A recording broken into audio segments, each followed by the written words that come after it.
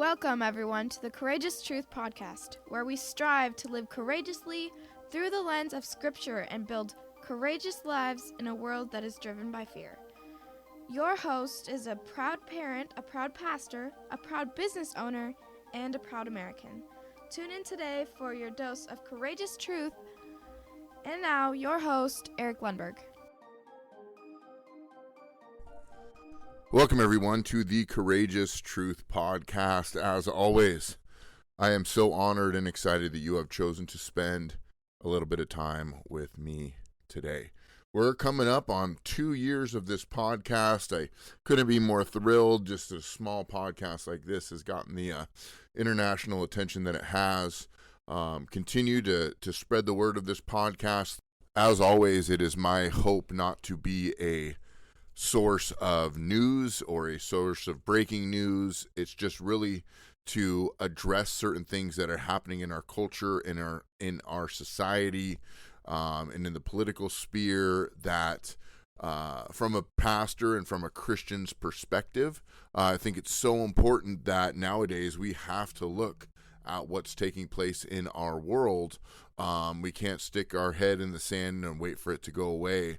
We're living in some very unprecedented, very perilous, very evil times right now. And I think as the more we look at what's happening with a biblical worldview, with a biblical lens, through the discernment of the Holy Spirit, we're going to be able to decipher truth from lies.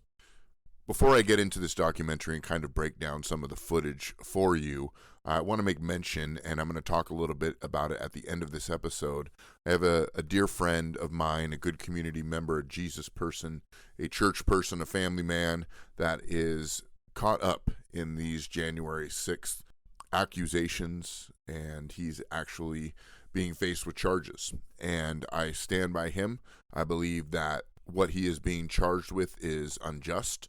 I believe that he has found himself a victim of the political class that wants to use January 6th to silence dissidents.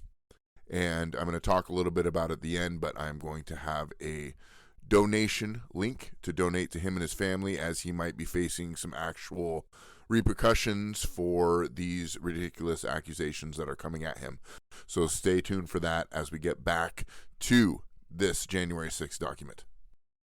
And I appreciate all the feedback I received from my last episode on the He Gets Us movement. I think that is just another one of those social justice campaigns to take away from who Jesus really was and make Jesus who we want him to be.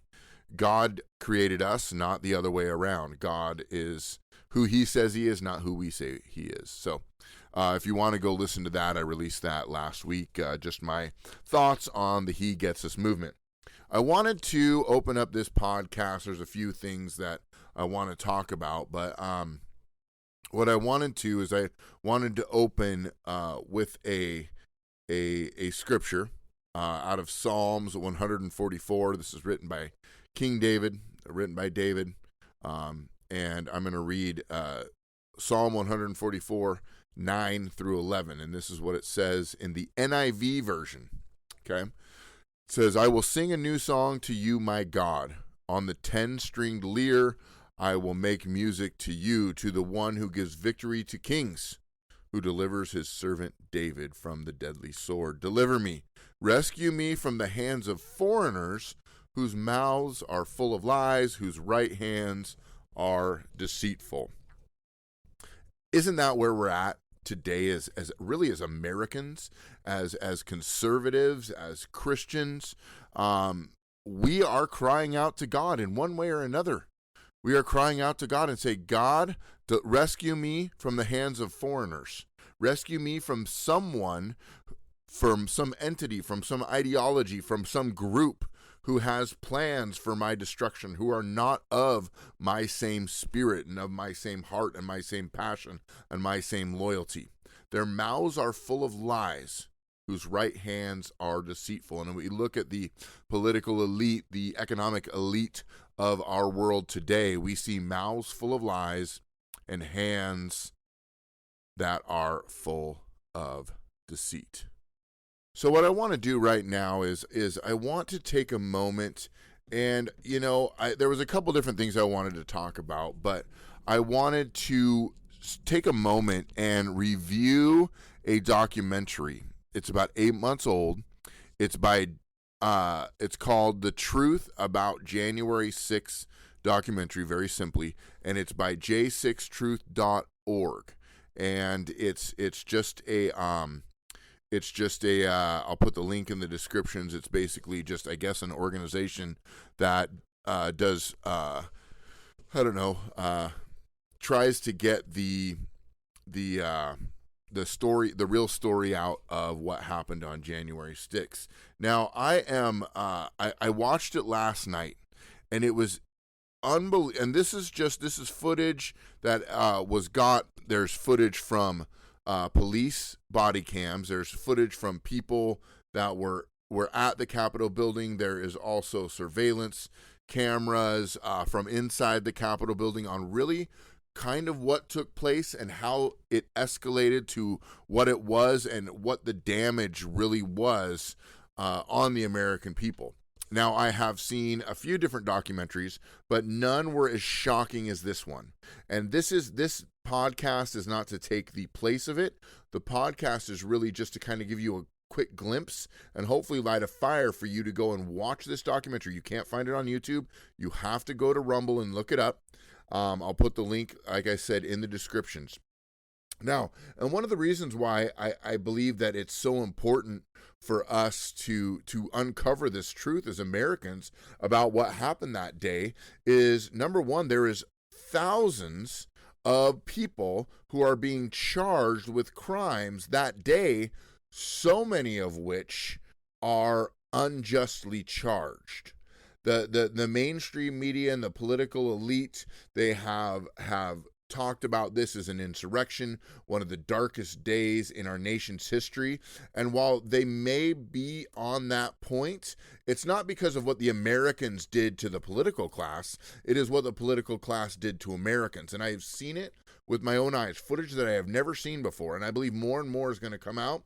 It was just said that Tucker Carlson had just accessed, thousands of hours of tape from the Capitol that day, so we'll let him and his professional team do that.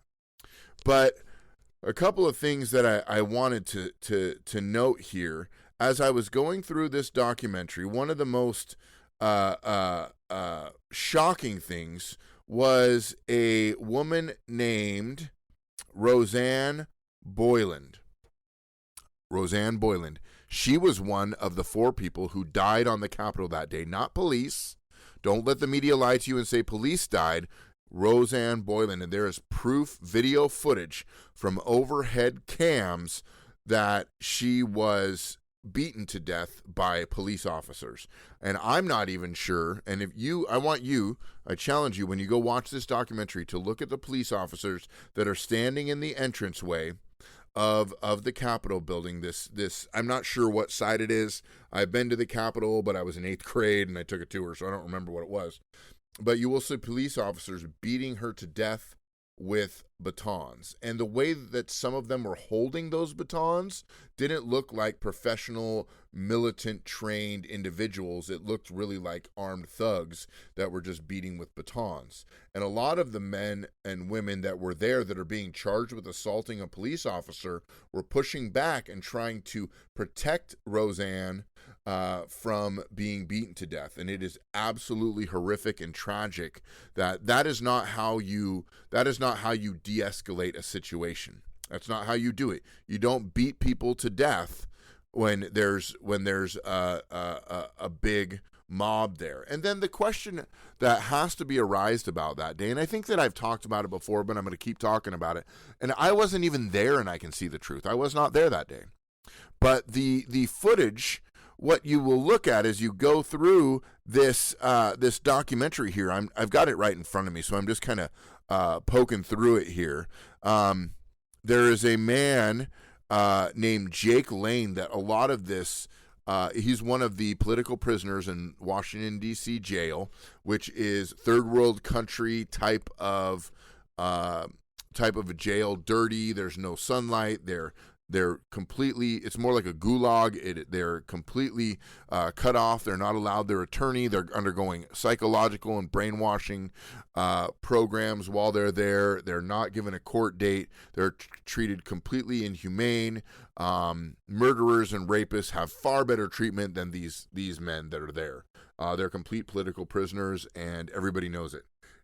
Now, how this whole sort of thing started, this whole event that day, down on the very bottom of the Capitol steps, and you can see this. You can watch it happen on video. Now, CNN will take like snapshots of what looks like Trump supporters beating police. It could not be further from the truth. When you watch uncut, unfiltered videotape that doesn't have any edits, it's just straight videotape, you will see police shooting smoke grenades into the crowd. The crowd wasn't even going past the barricades at this point. They were just kind of standing there and protesting. They're protesting the election. They were voters. They had the right to do that. They're standing down where the inauguration would take place, and they are protesting. They're singing songs. They're chanting, whatever they want, free speech.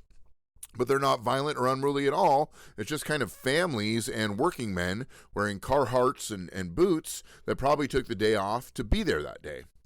Now, what happened is you will watch police shoot smoke grenades and flash bombs into the crowd. One of the flash bombs actually sent a man into cardiac arrest and killed him, and he died on the spot.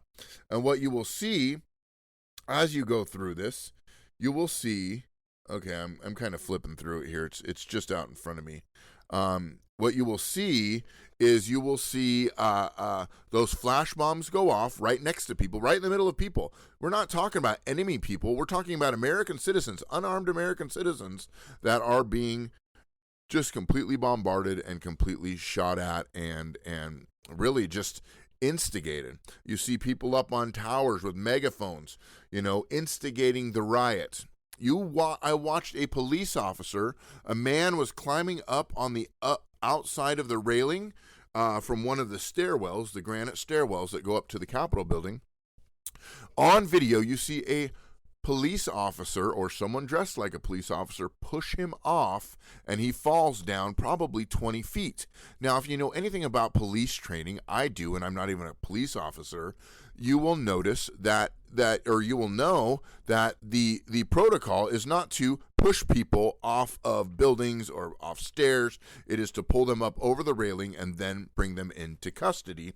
If what he was doing was even illegal to begin with, he probably shouldn't have been climbing on the outside of that thing.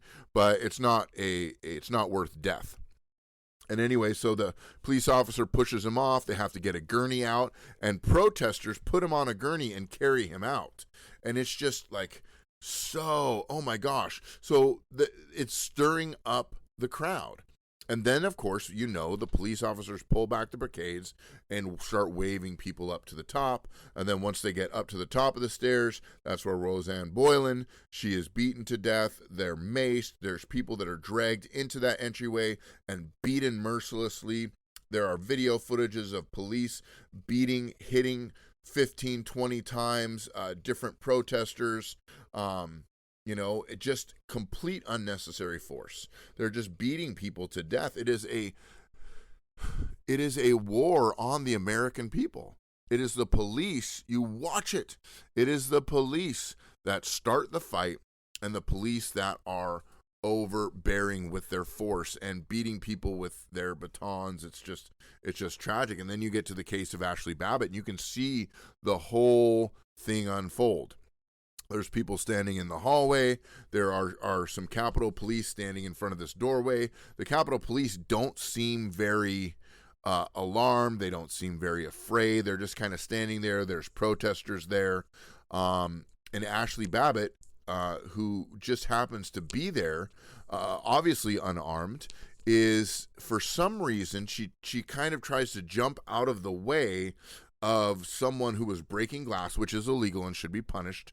It doesn't matter what side of the aisle you're on. If you're creating vandalism, you need to be arrested. Bottom line. I'm not disputing that. but it doesn't deserve death. So one of the glass windows is broken. She tries to jump up into this glass window, and you see a bunch of congressmen and senators in the background kind of like looking, so they're obviously not that afraid.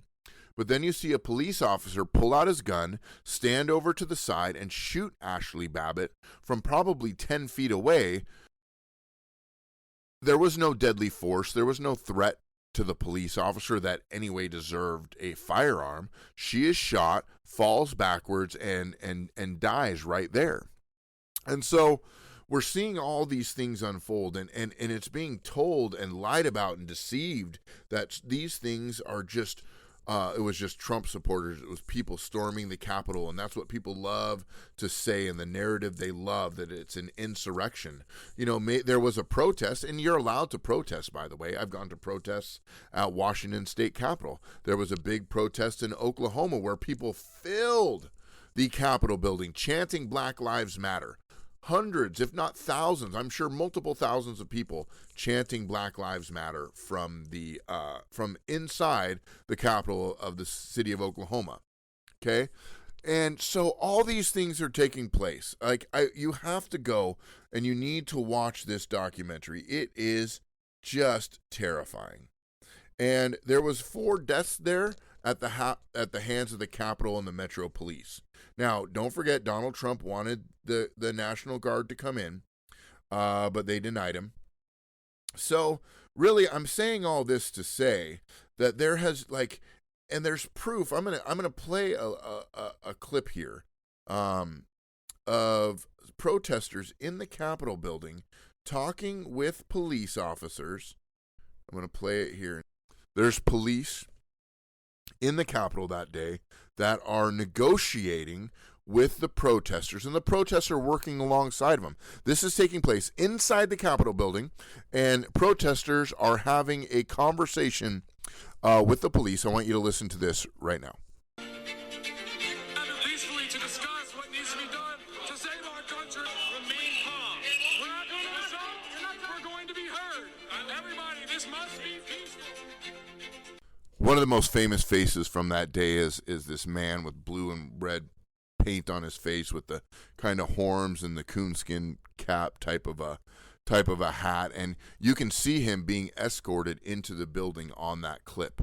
And the audio I wanted to show you play for you was just it was just a couple of men standing inside one of the hallways, probably back behind the rotunda that leads to the I guess the congressional chambers or wherever they were verifying the election. And the police officer says, you have to be peaceful. And so they agree to it. They're like, oh, okay, we got to be peaceful. He says, okay, look, everybody, this must be peaceful. This must be a peaceful protest. I want to play one more clip for you, and then I'm going to explain it, and then we're going to put a wrap on this. I think the worst part about this entire ordeal is the fact that there are people who were arrested on January 6th that are facing unbelievable. They're facing 40 years in prison. They're facing all these charges that can't really be proven, except just a couple of very nicely placed photos. I have a good friend of mine, actually, I'm going to mention him at the end, who is facing some of these charges, was at the Capitol that day. Now, I can't say anything about it, but what I can say is we need to stand by these people. These people have been just totally maligned. They're complete political prisoners. This whole thing, especially after watching this documentary, January 6th was a setup against conservatives, to arrest conservatives, to use them as political prisoners, to bring fear into the conservative movement, which is really a righteous and biblical movement, pursuing freedom. But it was just a big fear tactic. It was a sting. It was a setup. It's obvious the police were in on it, the way they were beating and harming and killing American citizens, completely defying their oath to protect the Constitution. But what we see, if you remember earlier that year in the summer of 2020, there was riots all over the nation. Houses were burned. People were beaten and killed in the street. Businesses were looted. And all those people who committed those acts, none of them are in jail. They're walking free. They were let out on bail. They were completely, there was no consequences for them. We had Democratic mayors and leaders standing up in front of their cities, encouraging people to protest and encouraging people to riot and fight with police, encouraging people to burn down police precincts, encouraging all this stuff. That is a massive hypocrisy and double standard. It is very obvious right now that we are facing true political dissident persecution. If you do not align with the mainstream and the more popular and the political elite, you are public enemy number one. And as American citizens, Donald Trump ain't going to save us. Okay? We need a revival of the Holy Spirit that's all going to save us. My next episode, I'm going to comment a little bit on the Ashbury revival. But I want to play this news clip that talks about just this. I'm going to play that clip right now, and then I'm going to comment on it, and we're going to end this.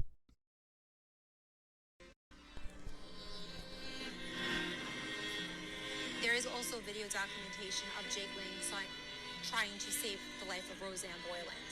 But because he was preoccupied with Philip Anderson, a bunch of other people pulled Roseanne Boyland out. And there's video footage that I'm still trying to obtain that I know exists to this day of Roseanne being worked on by Trump supporters. It's very emotional footage, desperately trying to revive her, doing CPR on her, trying to give her resuscitation, when the cops whose job it was just stood by watching, tear gassing them and beating them. So there's footage that exists that people have not seen, and when they see this footage, it's going to really help change the narrative.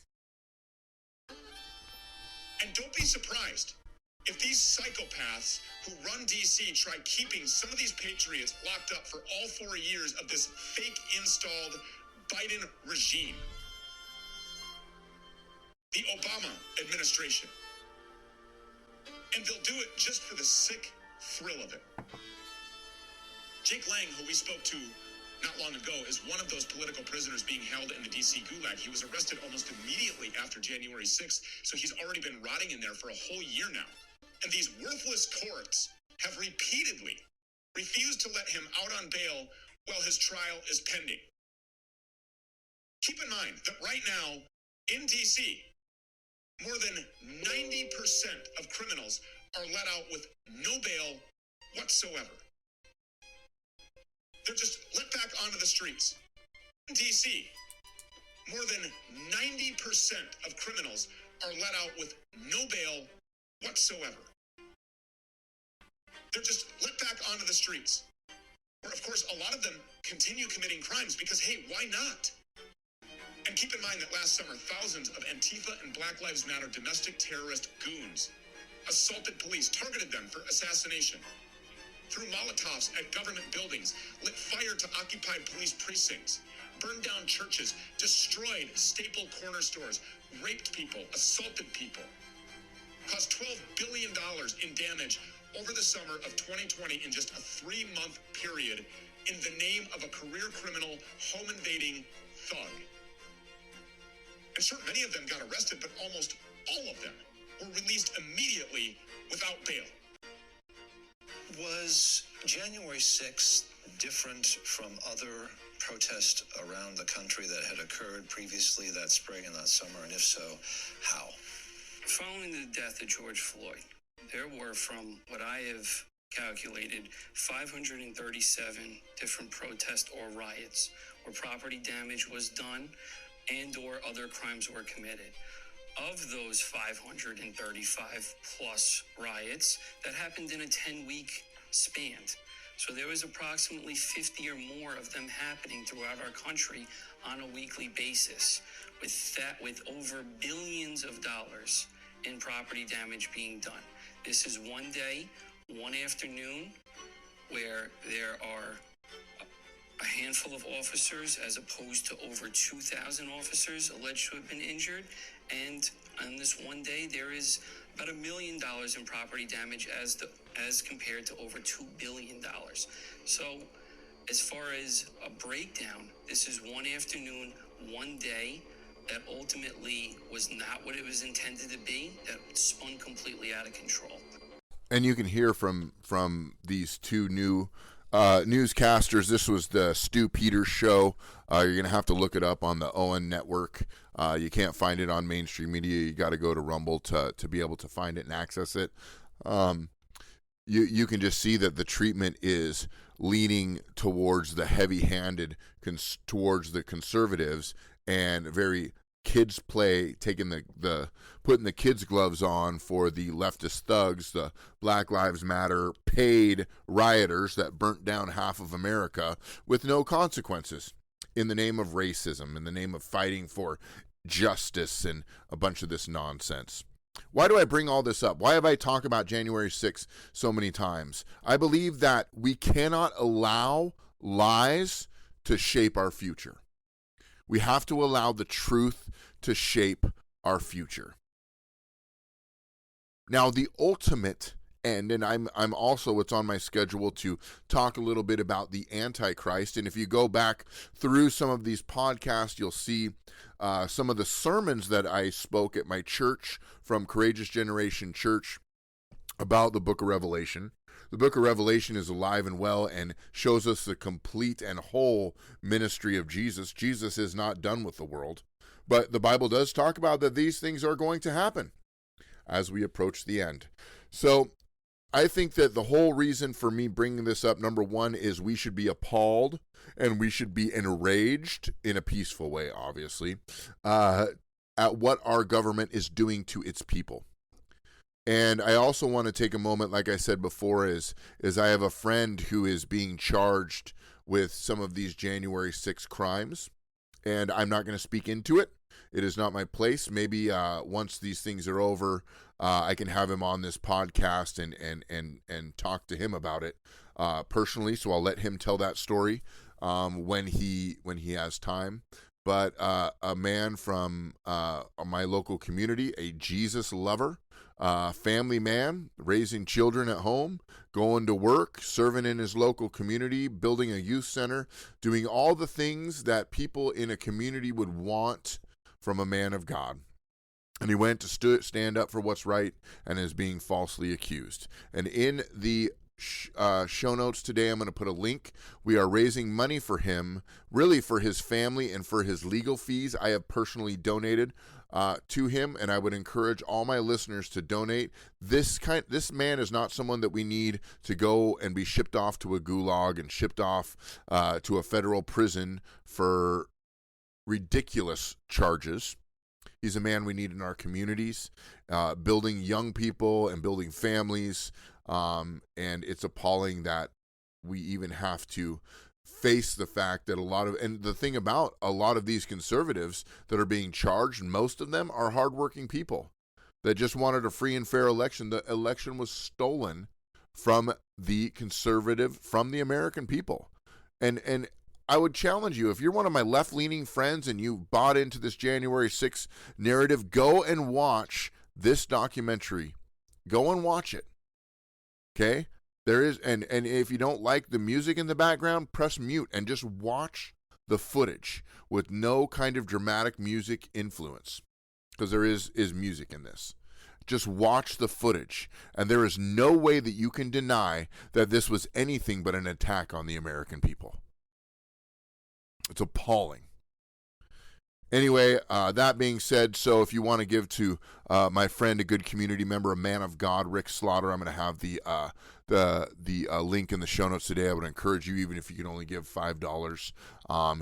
This is definitely a fight that our whole community is fighting on his behalf. So anyway, I hope this is helpful. Like I said before, this does not take the place of this documentary. This goes toward the documentary. We are living in times where lies are trying to shape our future, and lies are trying to shape our past. Lies are trying to shape history and our legacy, and we cannot let that happen. We must, number one, anchor ourselves in God's word. And number two, we need to look at uncomfortable truths and not buy into comfortable lies. So God bless you all. Thank you for taking a courageous stand for the truth. Have these conversations with friends and family. Be civil, be peaceful. Obviously, if you have these conversations with people who are buying into the insurrection narrative, be patient with them, listen to them, give them an ear, but do not back down from the truth. we're all in this together as Americans. We're all in this together as the human race, fighting a spiritual battle against the enemy of our souls, and that's Satan, who is behind all these lies and behind every lie in the history of civilization. So continue to take a courageous stand for the truth. Continue to tune into these podcasts. Like, subscribe, share with your friends and family. Look at the links below. Give to my friend Rick Slaughter. God bless you all, and continue to take a courageous stand for the truth. We need it. See you next time. Thank you for tuning in to the Courageous Truth Podcast. We live in a world that is in desperate need of courage and in desperate need of truth. Our prayer is that this podcast will equip and inspire you to live courageously for your family, your community, your God, and for your country. Be courageous in your stand for truth in a world that is completely abandoned. See you next time right here at the Courageous Truth Podcast. Remember, truth requires courage.